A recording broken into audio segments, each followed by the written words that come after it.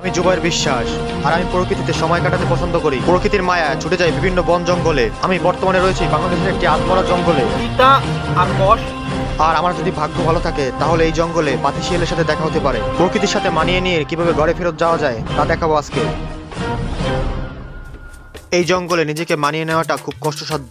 জঙ্গলে খাওয়ার মতো তেমন কিছুই নাই, না একদম জনশূন্য বা প্রাণহীন একটা জায়গা। আছে কতগুলো পাইকাল, কিন্তু পাতিশিয়ালগুলো যে কি খাইয়া বাসে আল্লাহই জানে।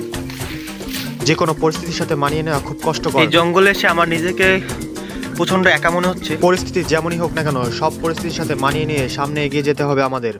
ঘটনার মধ্যে একটা আনন্দ, একটা মজা আছে, তবে প্রকৃতি আপনাকে যা দিবে তার থেকে বেশি পরিমাণ কেড়ে নিতে পারে। সন্ধ্যা হওয়ার আগে আমি এই গাছটিতে উঠে পড়বো এবং সারা রাত্র এই গাছটিতে কাটাবো। এই জঙ্গলে তেমন কোনো ভয়ঙ্কর প্রাণী না থাকা সত্ত্বেও তারপরও আমি কোনো ঝুঁকি নিতে চাচ্ছি না।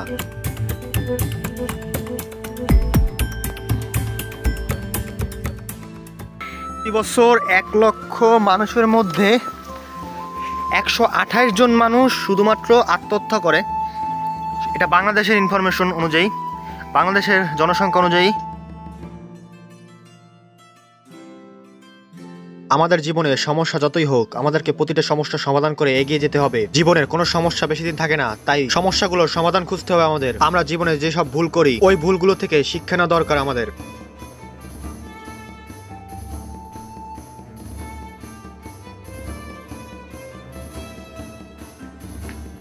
আমি এখন আছি জঙ্গলের ভিতরে। আমার বন্ধুকে আমি উদ্ধার করার জন্য আসছি। এই জঙ্গলে অনেক সময় হয়ে গেছে, প্রায় 3 দিনের মতো এখানে এসে। এখন তাকে খুঁজে বের করে তারপর নিয়ে যাব। আমাকে যেভাবে হোক এই জঙ্গল থেকে বেরোতে হবে।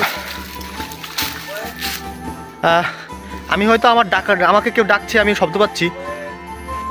আমার এই শব্দ শুনে দ্রুত সময়ের মধ্যে তার ওইদিকে আগাতে হবে।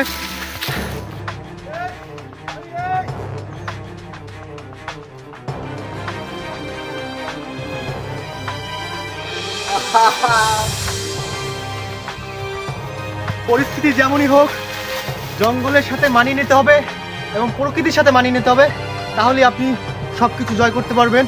আপনাকে সুন্দর চেহারার নয়, সুন্দর মনের একজন মানুষ হতে হবে। নিজের উপরে বিশ্বাস রাখুন, আল্লাহর উপরে বিশ্বাস রাখুন এবং সামনে এগিয়ে যান। দেখা হবে আবার কোনো সার্ভাইভাল ভিডিওতে।